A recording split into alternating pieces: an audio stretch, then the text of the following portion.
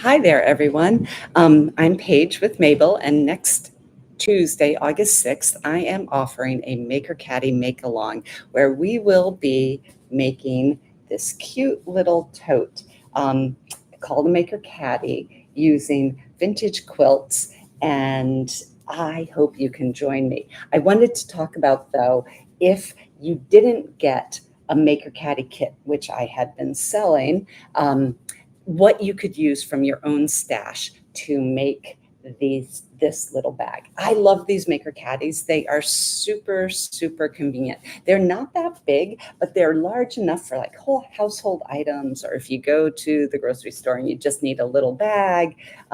Mine has my knitting project in it right now. So this is what we will be making. I think you'll find it super useful. The kits that I've been selling on my website contain the straps, which are two pieces of webbing. It's 1 inch wide cotton webbing. It's fairly flexible. It's not super thick.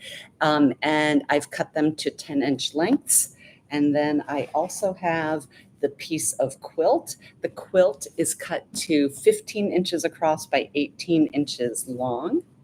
And then I also have the canvas, and that's cut to the same length. The kit also contains, because you're sewing with a slightly thicker fabric, the quilt piece, on your home sewing machine. So I did include in the kit some thread that is slightly thicker for bag sewing, as well as sewing needles to handle the slightly thicker fabrics. But you can do this project from your own home using your own fabrics or stash items that you may have. And let me show you what I would do.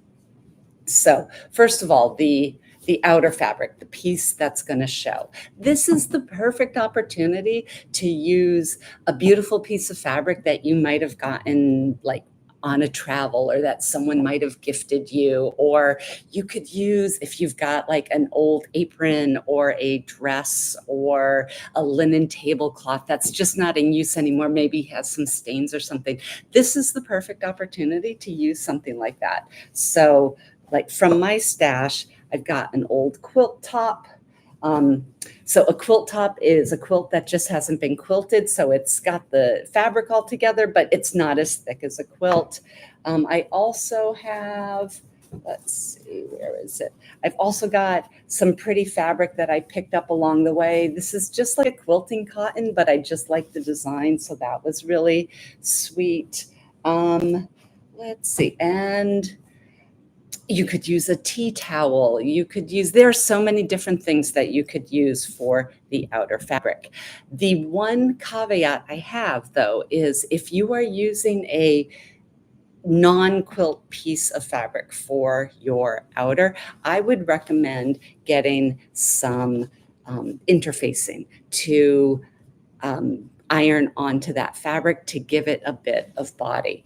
I think one reason the Maker Caddy is a successful little bag is because it's got some structure, and that structure, when it's made with a quilt, comes from that quilt piece, which is 3 layers, as well as the lining, which is a 10-ounce canvas. So you do get that sit open structure to the bag. Even though the bag is soft and pliable, it's not floppy. So I think if you're going to use regular fabrics, or regular linens, a beautiful pillowcase or something like that, you just need to have a little bit of structure, and the interfacing will provide that.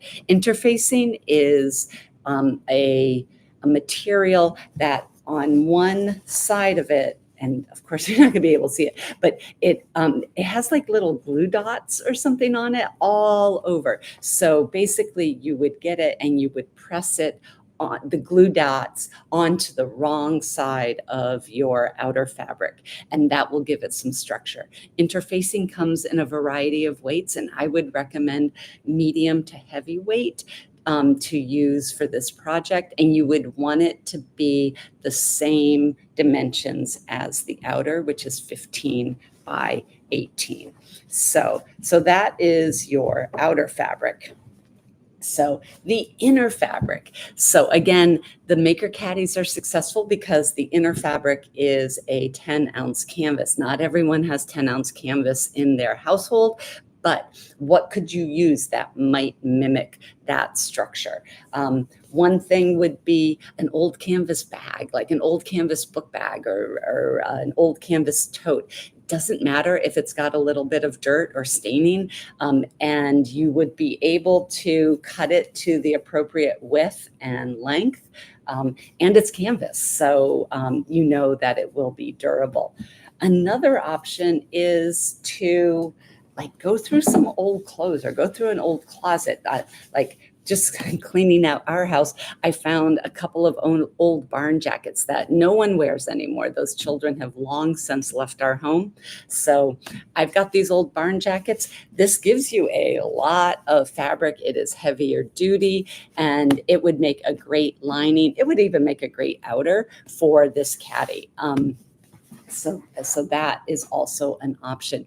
If you've got like a jean jacket or even a pair of jeans, you can piece your inner or outer fabrics together. If you don't quite have 18 inches in length, I would recommend that you cut pieces like 15 by 9.5, and you can piece them together.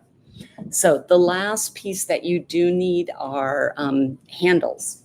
And again, I said these were 1 inch wide. They are cut to a 10-inch length, and they're a cotton handle.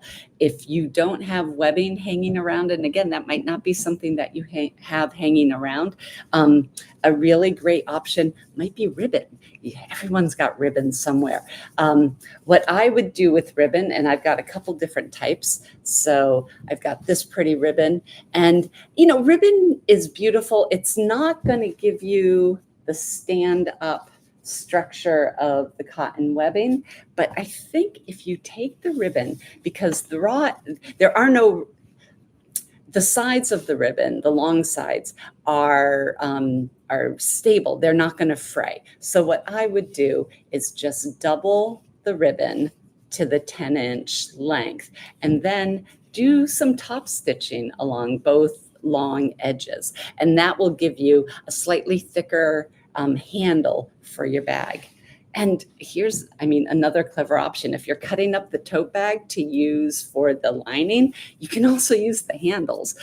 They're already made for you. So go ahead and use those tote bag handles. And I think that would be a really great option. So that's what you need for the maker-caddy make-along. It's super duper easy. It's supplies that you have in your home. And if you have any questions, feel free to get in touch. You can reach out to me through my channel.